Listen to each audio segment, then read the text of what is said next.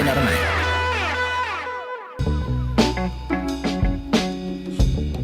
Diego Genud, buen día, ¿cómo estás? Mati, ¿cómo andás? Bueno, hoy habla el presidente en cadena nacional reivindicando su plan, si es que existe, o su camino de ajuste, medio en modo, está todo bien, ¿no? ¿Qué estás viendo ahí? Y Milei quiere mostrar que las cosas le están saliendo como él pretende, ¿no? Sobre todo los números del ajuste, es lo que va a mostrar. Los números de la licuadora, el superávit, primer trimestre de superávit. Pero claro, un poco lo que charlábamos la semana pasada, pateando obligaciones, no resolviendo esas obligaciones, no teniendo una arquitectura legal que lo soporte, que lo justifique, sino sobre todo con este vamos viendo de hacer mierda a los ingresos de la mayor parte de la población, salarios, jubilaciones. Sobre eso se sustenta especialmente el famoso superávit o equilibrio. Creo que es mucho de eso, jubilaciones, salarios estatales y también transferencias a las provincias. Me parece que por ahí se justifican los números del ajuste. Y después, impuesto país, la gente que se va al exterior está dejándole a Milei todos los meses un saldo favorable que compensa en parte lo que cae de la recaudación, lo que cae del consumo, ¿no? Por eso es muy difícil que Milei en algún momento elimine el impuesto país. Puede llegar a eliminar el cepo, como él promete, pero no va a dejar esa máquina de recaudar que es hoy el impuesto país para el gobierno. ¿Y qué festeja Milei? Que le cierra la macro, que le cierran los números generales, que hay equilibrio mucho más rápido de lo que incluso algunos suponían, que es el éxito del ajuste más profundo de la historia de la humanidad, ¿no? Sí, en la superficie, si vos sos Milei, tenés números para mostrar. Unos, principalmente los números del ajuste, y después la brecha cambiaria, que es una brecha de las más angostas de mucho tiempo, la fiesta en los mercados, ¿no? Todo lo que ves en la superficie. Yo creo que eso es lo que muestra Milei y lo muestra afuera. Cuando fue Caputo la semana pasada a hablar con el fondo, le dijo, mirá, estamos cumpliendo con todas las metas. Acumulamos reservas, lo cual es un número mentiroso porque hay nueva deuda en dólares para pagar.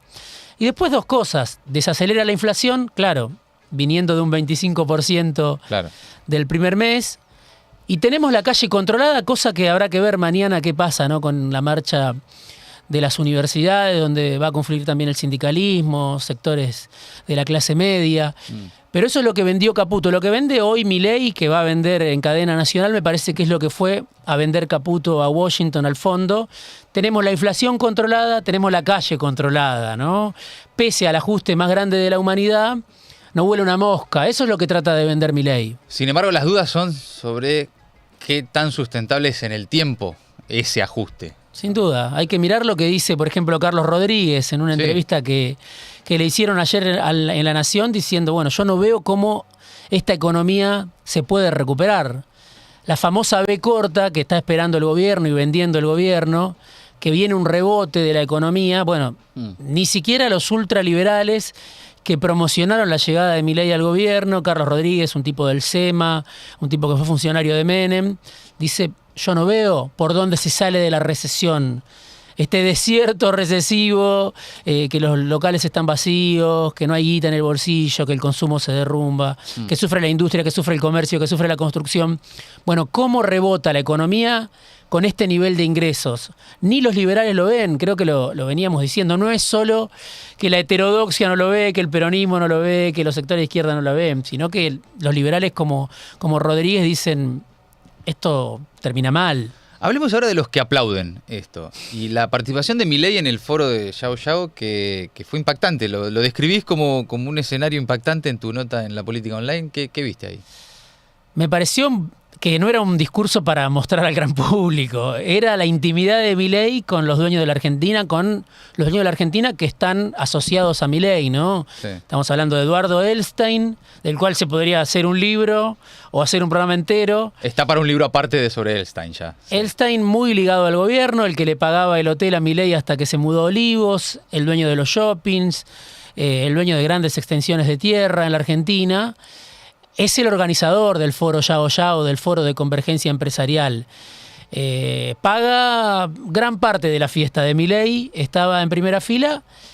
muy, muy enamorado, muy consustanciado, porque las cosas que dijo Milei, yo lo recomiendo para el que tenga tiempo para ver en qué burbuja vive el presidente y viven estos CEOs, ¿no? También estaba Marcos Galperín, estaba Cristiano Ratazzi, la familia Bagó, dueños de laboratorio, la familia Brown, dueño de supermercados. Digo, todos ellos muy entusiasmados.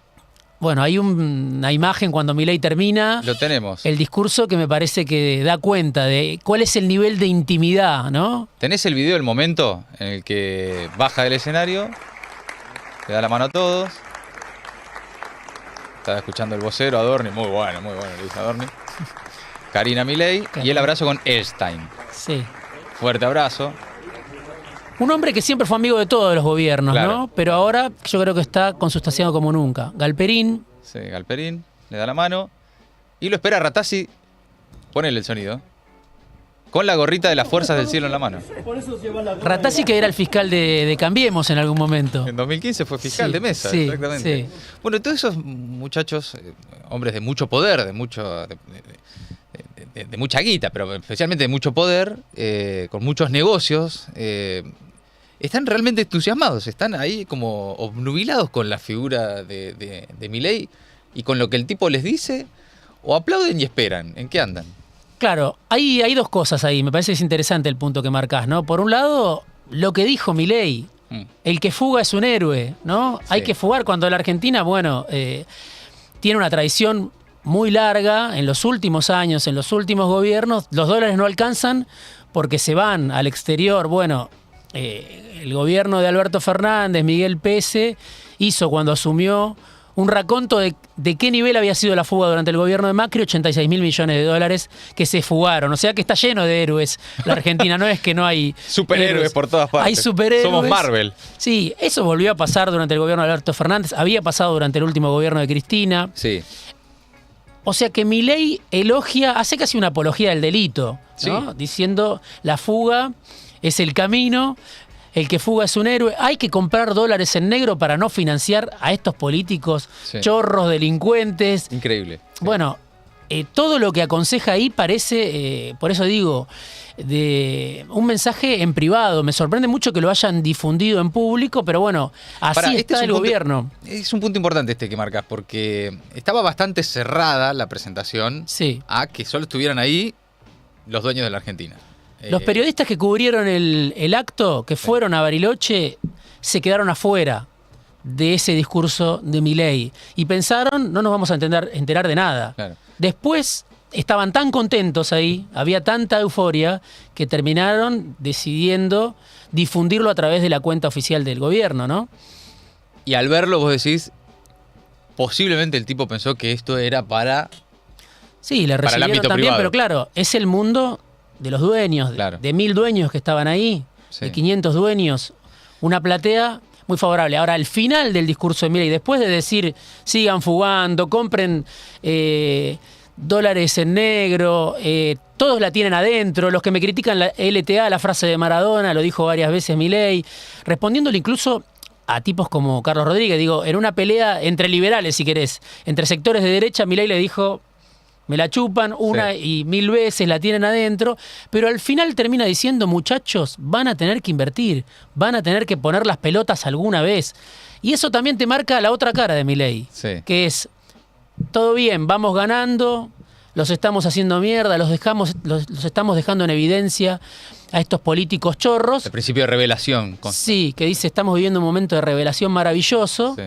Pero al mismo tiempo, inviertan, hijos de puta, no están poniendo un peso, ¿no? O sea, también está Claro, eso. claro. Es una súplica, es una arenga, pero es una súplica. Si no la ponen ahora con un presidente como yo, ¿cuándo la van a poner? ¿Y por qué no la ponen? Bueno, ahí está, esto es sostenible, esto puede durar. Ahí es donde entran a jugar las dudas de... Las dudas del que poder tiene el económico. poder local y que tiene también el fondo, que está mirando con lupa antes de entregarle un dólar a Milei. Yo no digo que no lo vayan a hacer, porque hay algunas señales de que puede haber nueva deuda para este gobierno. Me decía alguien que estuvo en Washington que hay señales del gobierno de Biden de decir, bueno, por ahí le damos a Milei lo que Macri no pudo tener, porque a Macri le prometieron un préstamo de 57.000 millones de dólares, Macri y Duhovne la chocaron y vinieron 44.000 millones de dólares, lo cual es un montón, es una deuda impagable y eterna, pero quedaba una parte, quedaba un resto, que el fondo dijo, bueno, demasiado. Hay 12.000 millones de dólares disponibles de aquel programa que firmó Macri en su momento. Es lo que ahora Caputo está tratando de conseguir. Entonces hay que ver, ¿no? La pelota está en el aire. Milei necesita que inviertan. Hasta ahora nadie invierte un peso y el fondo tampoco le está dando el blindaje que él espera. En ese sentido, el estamos ganando de Milei es estrictamente... ni siquiera financiero, es de números macro muy atados a lo coyuntural del primer trimestre, que es lo que va a celebrar, para lo que va a ser una cadena nacional. Ahora, en lo que se observa de el impacto en la vida real, ¿no? de estas políticas, ya estamos viendo pérdida de poder adquisitivo, los salarios, todo tipo de ingresos absolutamente pulverizados, reivindicado como licuadora por el propio Milei, motosierra, todo tipo de recortes, ajustes y demás, pero ya empieza a sufrir la economía real, el impacto de la recesión. Ya vemos automotrices suspendiendo, retiros voluntarios, empezando a despedir. Empieza a generarse ahí todo un impacto en la vida real de las personas, sí, que no termina de quedar muy claro si el gobierno eso lo contempla, si está dentro del escenario de análisis de Milei, o si es una realidad que absolutamente niegan y verán sus consecuencias más adelante. Yo creo que la niegan, pero de momento... de a ratos esa realidad se hace imposible de eludir y entonces ahí frenan un poquito con el aumento de tarifas, frenan un poquito con el aumento del transporte, o lo postergan, o dudan, o ven, o dan marcha atrás con las prepagas, o dan marcha atrás en alguna medida, tratan de hacerlo, o hacer un gesto, o tratar de impedir la marcha, de las universidades. En el fondo... pero hay un nivel de disociación total, enorme, ¿no? Absoluto. Por eso digo, miren a Milei, o sea, hay que ver a Milei en ese discurso ante los dueños porque es el verdadero Milei, ¿no? El que no se guarda nada, pero al mismo tiempo está esa contracara, el desempleo. Yo lo mencionaba también en esta nota. Hoy, según un estudio de la consultora Escenarios, está ya como preocupación para el 15% de la población, es la principal preocupación de los argentinos, según dice el 15% de los consultados. ¿Cuánto hace que el desempleo no aparecía para nadie como un tema? Sí veníamos sufriendo con la inflación, sí veníamos sufriendo con la pulverización de los salarios antes de Milei. Ahora es peor. Pero ahora además aparece el desempleo como preocupación. Que vos lo que destacás es que en la consultora de Escenarios, en el último mes, el desempleo creció casi 9 puntos como preocupación a nivel social. Es decir, un aumento muy fuerte ahora. En un mes. En un mes. Es lo que estamos viendo. Digo, cuando hablamos de recesión, ¿de qué hablamos? Sí, de que los locales están vacíos, pero ¿de qué hablamos además? Sí, el paso seguido es la pérdida. Vienen los despidos. Claro. Y creo que lo comentábamos también la semana pasada. Los empresarios te dicen, nosotros vamos más rápido que el Estado. El Estado puede dar señales de despedir gente de manera arbitraria, pero lo hace sobre todo como una señal.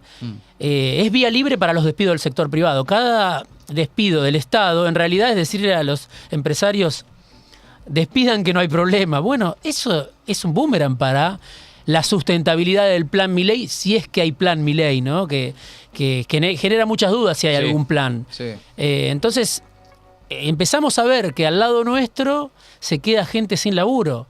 Nuestros amigos, nuestros familiares. Bueno, eso es una sociedad que está en transformación, que va a un escenario de una crisis muy profunda, que viene de casi de pleno empleo, con salarios de miseria, pero con pleno empleo, y ahora además se suma la desocupación, la subocupación, un cuadro que ya lo vivimos, ¿no? Sí. Ahora, en ese estado de disociación extrema del que hablas vos entre la realidad y la economía de Milei, eso en algún momento empieza a chocar, digamos, el relato con lo que en la vida real de las personas sucede. El tema es que ahí Milei se ubica del lado de las personas que denuncian el sistema político que generó todo esto. Él no se incluye todavía, ¿sí?, en modo panelista o economista o en campaña de yo no tengo nada que ver con el sistema que hizo esto, ¿no? Sí, el tema es hasta dónde le da ese margen para que no se lo lleve puesto a él también la ola de descontento. Total.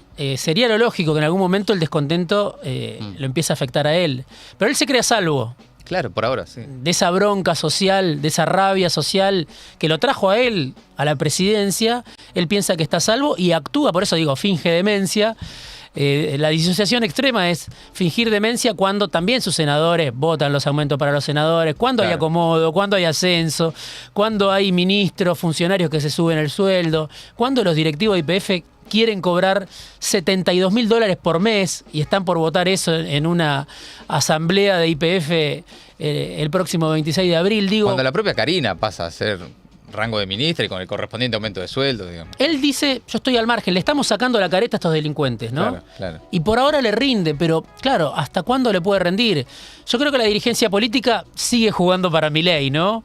Los que no son Milei en gran medida siguen jugando para Milei y él se aprovecha de eso, además de que finge demencia. Tiene una ventaja, ¿no? Ahí, que es que todo es Milei hoy. Sí. ¿No? Es como... solo se habla de Milei. Por lo tanto, es como, bueno, a favor o en contra, no importa, pero es Milei lo que ordena y lo que copa casi en su totalidad la discusión política. No parece haber hoy otro personaje en la política nacional, salvo los que estaban muy metidos, viendo matices o viendo qué pasa con la discusión entre Axel y Lacámpora y demás, o entre Lustó y Cornejo. Tiene que estar muy adentro, con mucho interés por la política, para llegar a un personaje que no sea Milei en la discusión pública de los temas. Sí, ¿no? Son todos espectadores, comentaristas, espectadores. Hay un estado de pasividad que esta marcha ahora viene también a romper. No es la primera, habíamos hablado de la marcha del 24 de marzo, el paro de la CGT, pero bueno, son momentos donde la sociedad sale de la pasividad o dice, hasta acá, basta con esto, esto no se negocia.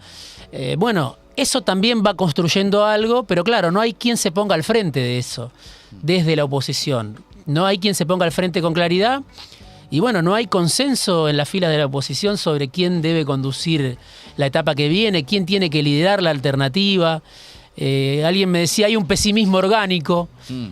Bueno, por eso Milei es como que camina descalzo entre las ruinas, ¿no? del sistema político y me parece que ahí... la sociedad va delante de la política, va delante, si querés, de la oposición a Milei. Sí, una marcha como la universitaria no la podría haber organizado nunca la política. Y no. Nunca podría haber generado ese nivel de movilización transversal. Surge y sobre eso, en todo caso, la política tendrá que ver cómo lo conduce. Sí. Bueno, hay tantas historias, ¿no? La historia de la Argentina atravesada por la universidad pública, la historia de la movilidad social ascendente muy cruzada por la universidad pública. Después, por supuesto, hay mucho para discutir sobre dificultades, sobre qué pasa cuando salís de la universidad, bueno, cómo te insertás en este mercado salvaje, ¿no? Bueno, todo eso hay muchísimo para discutir. Pero Milei viene a exterminar, a destruir, ¿no? Todo lo que tenga que ver con el Estado, con lo público, con la gratuidad. Y me parece que ahí hay un ya basta, ¿no? Que se va a escuchar mañana.